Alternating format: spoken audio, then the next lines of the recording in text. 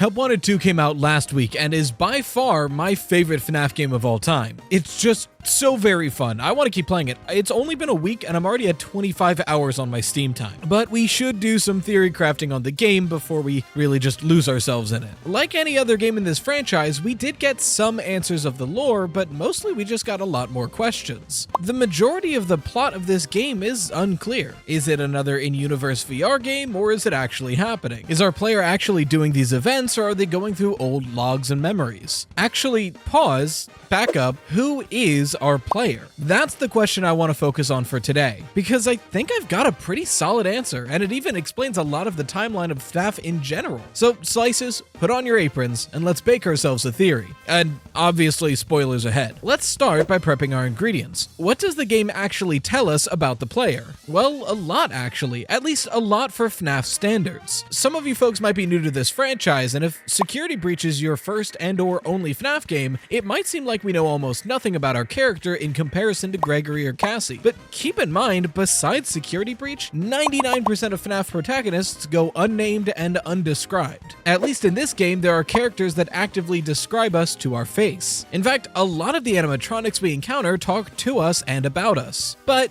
keep in mind, they do seem to sometimes give differing descriptions. For example, if you abuse Sun enough during arts and crafts, you get this voice line. Bad kid, I'm putting you in timeout! But then in FNAF, Carney says, "Now, you look like you got kids. Win a prize for the little one." So which is it? Are we a kid, or are we old enough to look like we have kids? Regardless, however conflicting these voice lines may be, I think it's worthwhile to go over every single one that talks about the player. And super quick aside, I just want to say a huge thank you. We actually just hit 200,000 subscribers, which is an insane and unfathomable number, and I couldn't have done it without you guys. I'd been posting content online for like 8 years, but I hadn't started posting edited content until about 2 years ago today. So just thank you all so much for the amazing support. And here's to 200 more, maybe, we'll see. Roxy talks to us a lot, but she never really describes us besides calling us a loser, which tracks. Although her walkie does have my favorite line in the game in it. You are right. Everyone else is wrong. Carney actually describes us a lot throughout the FNAF minigames. The rules should be simple enough for you to understand. Now, you look like you got kids. Win a prize for the little one.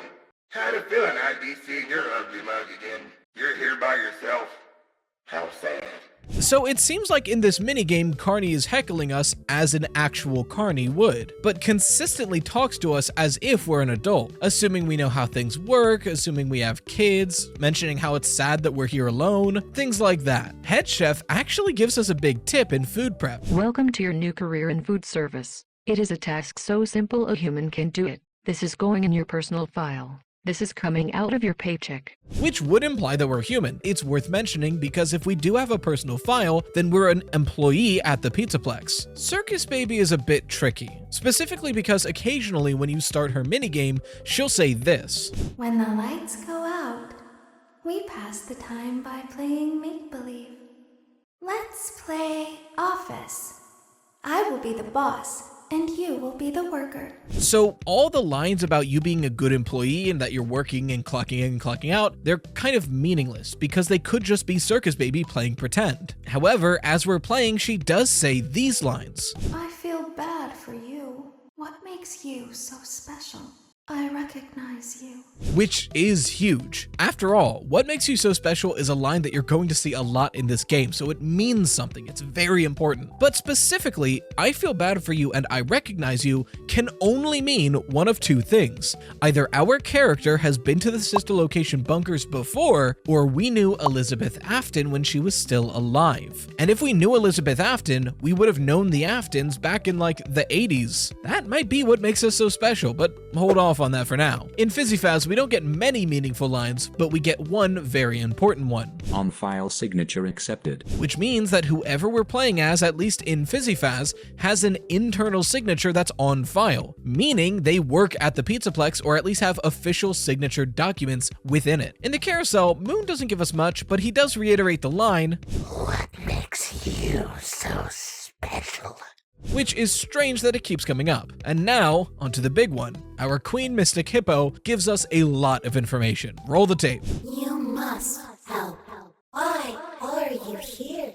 When are you? It needs you. She needs you. Do you remember?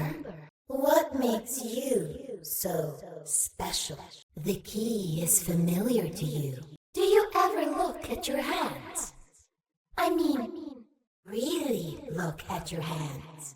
Mark got bored, I guess. And yeah, for anyone who didn't know, my cat's name is Mark. So we know what a fast wrench is. I think a lot of people are selling short how important Mystic Hippo's dialogue is. I mentioned in the last video that I can't play the Mystic Hippo minigame, and people were like, oh, you're not missing much, there's no lore there. But there is, you probably just have to keep playing it. Again, I can't play the game, and there's not a lot of good footage of someone just hitting it multiple times, but these voice lines prove that something eventually happens. This is some big lore here. I mean, what makes you so special comes up again, but this one feels more meaningful. To me, it feels like she's actively trying to remind us. She's saying like, come on, remember what makes you so special. I mean, she even asks, do you remember? When are you? Why are you here? But honestly, I think the most important lines are, it needs you and she needs you. Because like, oh my god, that begs the question, who are it and she? When I hear she, a few people do come to mind. Pretty much any relevant female in the franchise. So Cassie, Vanny, maybe even Charlotte, maybe Elizabeth, possibly Cassidy, but that's debatable. I mean, hell, Princess Quest is involved in this game pretty heavily. Mystic Hippo could even be talking about the princess in Princess Quest. I don't know. If it's any of those people, that's huge. But when we settle on who we're playing as, we should circle back to this and decide. So that's pretty much everything every other character says about our player. But does our player character say anything about themselves or anything at all? From what I can tell, nothing concretely is ever said by the player, but there's one line that I think is said by our player character. In the secret Princess Quest ending, when you light the graves to open the final door, if you light them in the specific order they're labeled as,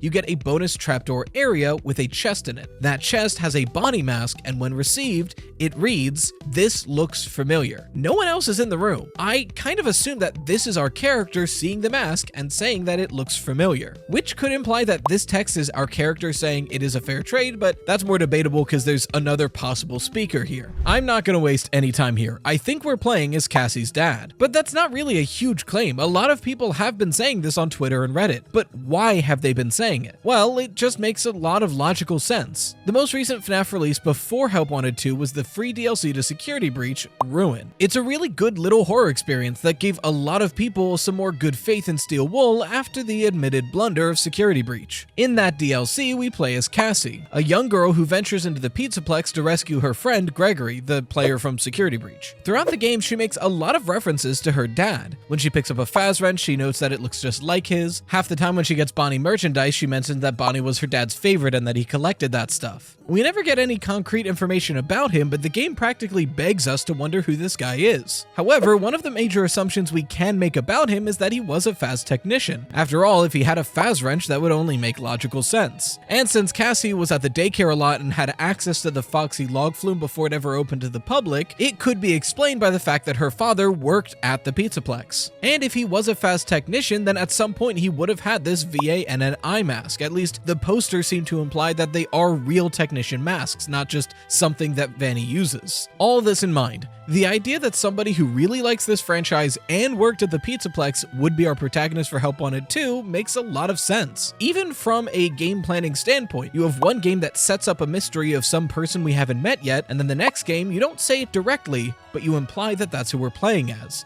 It helps to lead the player on to make the proper assumptions. And then we get this story about somebody who's looking into something and gets too deep before he realizes how much danger he's really in. And Help Wanted 2 also backs this up. Carney's line about us having kids makes sense. I mean, Cassie. But keep in mind, the rest of Carney's dialogue is as if he's speaking to an adult. I understand that Carney's jobs are to heckle the audience to try to make them, feel frustrated or anything like that. It's part of the Carney gig. But the heckles he uses really feel like he's talking to an adult man. Stuff like, oh, your ugly mug is back. You look like you can handle this. Let's get something better for your talents. To me, Carney is giving divorced dad energy to a divorced dad. That's just the vibe I get. But it's not just in Fazerblast. In Fizzy Faz, our signature is an internal signature that is accepted, which would imply we already work at the Pizzaplex. Even the lines in Food Prep, which are probably just throwaway jokes, back this up. If it's so simple a human can do it, that's why a human is. If complaints get filed in our personal file, that means we have a personal file at the Pizzaplex. Even Freddy's guess would have been been right. After all, you are a Fazbear technician, are you not? I'm not saying it's confirmed that we're playing as Cassie's dad, but I am saying it's very likely. So if we are to assume we're playing as Cassie's dad, what else can we speculate about him? Let's start with Mystic Hippo. I think She Needs You is pretty self-explanatory here. After all, if we're digging into the Pizzaplex to try to figure out why kids are going missing and why animatronics are acting in strange ways, we'd have a vested interest in doing so. Cassie mentions that she spends all her time at the daycare. She was a frequent visitor, probably spending her time there while her dad was working. If Cassie's dad can fix this place, not only would he be helping Fazbear, he would be helping his daughter and keeping her safe. It Needs You is more ambiguous. On one hand, it could be the Pizzaplex or Fazbear in general, or it could be something more nefarious like Glitch Trap beckoning Cassie's dad through Mystic Hippo. Although I'm more inclined to believe the Pizzaplex theory, after all, Mystic Hippo hasn't lied to us yet. I trust our queen Mystic Hippo implicit me. Me and my Mystic Hippo don't argue. She says shut up and I do. But the rest of it is what I think is really illuminating here. Why are you here? When are you? What makes you so special? Do you remember? Let's take this as a checklist. We've already figured out probably why we're here. Something is wrong with the Pizzaplex and Cassie's dad is trying to figure it out. But then again, there's still that why. Like Mystic Hippo, Moon, and Circus Baby ask, what makes you so special? Why would Cassie's dad go through all this work just for a business he doesn't even own? After all, it's just a job. If he's worried about Cassie, they could just leave and he could work somewhere else. But he can't, can he? What makes him so special? Well, I think he's the one to answer that question with the Bonnie mask. The Bonnie mask that seems familiar. His Bonnie mask. Yeah, I'm officially on the Cassie's dad is the Bonnie bully from FNAF 4 camp. Everything clicks into place if that's true. That's why the mask is so familiar. In fact, if Cassie's dad was a friend of Michael Afton, Elizabeth Afton would recognize him. He would have been around. She would have seen him. But I'll even go one step further. I think I know our character's name. In fact, I think this character is going to make one of the earliest mysteries that's completely relevant in modern FNAF lore suddenly very relevant again. But instead of continuing to just add evidence and list things out, let's set a narrative. Let's actually talk about the story of Cassie's dad. And I'll bring up evidence as it comes up. Now, I'm gonna be super real. Bake with me for a second. A lot of the details of this are, you can take them with a grain of salt, right? What I'm trying to argue here is the events and the evidence that tells us about these events. So things that happen. That is the argument, that is the theory. I'm going to be spinning a narrative though. So there's going to be a lot of like motivation and personal details that make logical sense, but are essentially flavorful fan fiction. So if you're just here for the theory, just pay attention to the major events. Take the details and motivations with a grain of salt. But these games give us like little to no motivation for these characters, so we have to embellish to make a good story. So let's pop our theory into the oven and see what kind of horrors rise. After the disappearances of the missing child incident victims and the death of Charlotte Emily, things at the Afton household were tense to say the least. The kids didn't know what had truly happened or transpired. But when your father is rarely home and your name is associated with a restaurant with so much death in the press, things can be rough. It can be hard to cope. Michael, always one to pick on his younger brother, had been upping the ante. His younger brother even believed some of the stories the kids were saying about their father's restaurant. The nerve of him. After all, their family was already struggling with all these tragedies. How dare his own brother believe the lies the people were saying about them? It pissed Michael off, and it nudged him just enough to up the bullying one fatal time. On his brother's birthday, he was once again crying at the restaurant, and enough had been enough. Michael and his friends were gonna bully him a little bit, but really just try to shock him out of whatever funk he's in. Prove to him that these things are harmless. Michael and his friends decided to pick his brother up and make him plant a big old kiss on Fredbear. That'll shake him out a bit. Nothing will happen and he'll know that these things are harmless, but they aren't. And that act ended up causing the coma that took his youngest brother's life. First the kids, then Charlotte, and now him. So many tolls taken by this family. Michael apologized to his brother and swore to make it right. And one of Michael's friends, sharing in that guilt, took responsibility as well and consoled him. When the new Freddy Fazbear's Pizza opened up with the brand new toy animatronics, Michael thought it was his responsibility to make sure this restaurant took off well. It would be his responsibility to be a good son and try to make up for the sins of his past to his father. But William didn't want Michael anywhere near the place. Michael's friend, though, he could probably get away with it. Getting a job as an overnight security guard to fill a spot, Jeremy Fitzgerald started his job at Freddy Fazbear's Pizza. Jeremy worked there for only a week, until tragedy struck again. He'd been telling Michael how the animatronics had been acting strange at night, but Michael honestly got enraged at that mention. These stories are what caused his brother to be so afraid.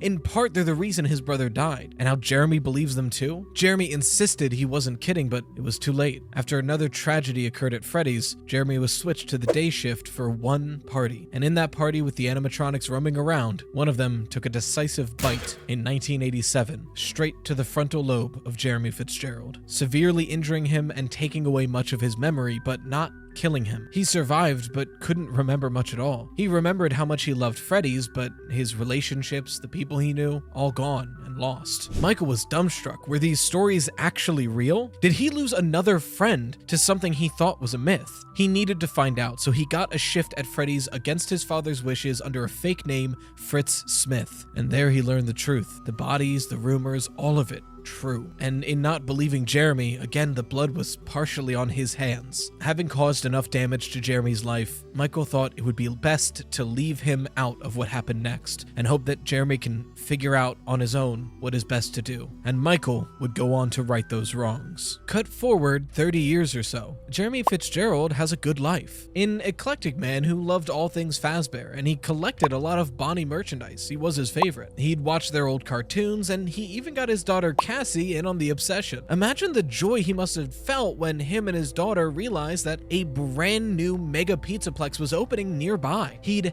have to work there, and soon after it opened, he got a job as a fast technician, and it was perfect. Cassie could stay at the daycare while he worked, and after work they could go play the arcades together. It was a good life, but as a fast technician, he would have been one of the first to notice the strange goings-on about the pizzaplex. Jeremy noticed the inconsistencies, the errors in the codes, the strange behaviors that animatronics started to inhibit. This all came to a head when Montgomery Gator attacked and destroyed Glamrock Bonnie. He knew Monty was just a robot and that this was an error in his programming. Montgomery Gator, like the rest of the Glamrocks, could have been based off of those mimic endoskeletons and just learned the wrong behavior, but there are stopgaps in their programming for violence. There should be stopgaps in their programming for violence. He knows that Monty is just as much a victim of this event as Bonnie was, but still, Monty was hard to look at after that event, and he generally avoided him. To prevent any more destruction, he would have to dig into the pizzaplex to see what was the matter. Surely, just a corrupt file or two was starting to spread, and maybe he could stop it early. He'd start with the animatronics, but not only were they modified with a calling card of G's and Y's left all throughout the code. G and Y, just like GGY,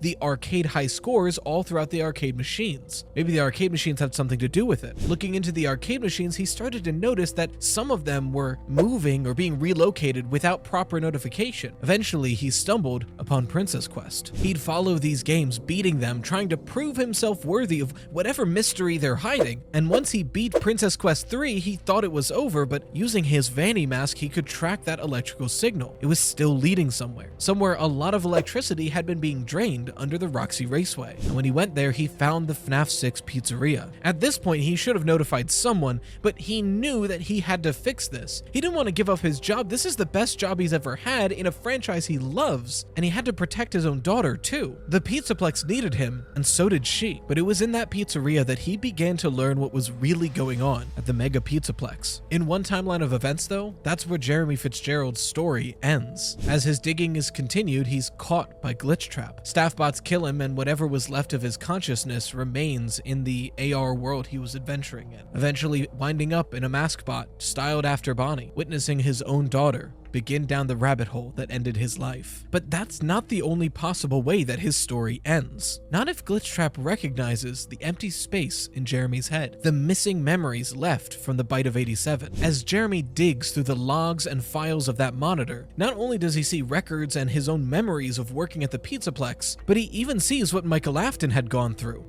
He remembered Michael, he thinks, and in that vulnerable moment, Glitch Trap begins to seed his way into the space in Jeremy's mind, giving him memories of what happened so long ago, asking, "Do you remember, Jeremy?" The children killed by this franchise, the children that he knew, but there was still one major memory that eluded him. Mystic Hippo tried to remind him of what he did, but only when he was as deep as possible in this rabbit hole in the bottom of Princess Quest 4 did he truly remember. Upon looking at the body mask, it all added up. It seemed familiar. What he did, what he caused, came to the surface. That's why he is so special. He was there. The line "remember Jeremy" is invoked in this game, but whereas previously it means, "Hey, do you remember someone named Jeremy?" In this game, I think it means, "Hey, someone named Jeremy, do you remember?" And it's just then that Glitchtrap knew he had another servant. First Vanny, then Gregory, and now Jeremy. But not all servants are made equal. Just as Glitchtrap took hold in Jeremy's mind and he received his own Glitchtrap plush, someone else noticed. Vanny found out. While still in that vulnerable state, Vanny caught Jeremy, took Glitchtrap out of him, and destroyed the piece of code that tried to turn Jeremy into another subject. She was his apprentice. No one else could take her place. Gregory may have gotten away when she did it to him, but Jeremy would stay right here. And lost in the digital realm is where Vanny left his mind. And that is what I think Help Wanted 2 is telling us. Someone from Michael's past was trying to continue his legacy, but got in way too deep, way too quick. Also, if this is true, that would mean so far we've uncovered that Cassie's real name is Cassie Fitzgerald. Maybe Cassandra, maybe Cassidy, we're not sure, but at least Cassie Fitzgerald. Anyway, if you want to know my thoughts on the rest of the game, you can go ahead and click right here where I break down everything we know. If you want your fan art featured on the channel, make sure to use #RideTart. And as always, a huge shout out to the best channel members, the Dough Risers. And until next time, as always, stay toasty, slices.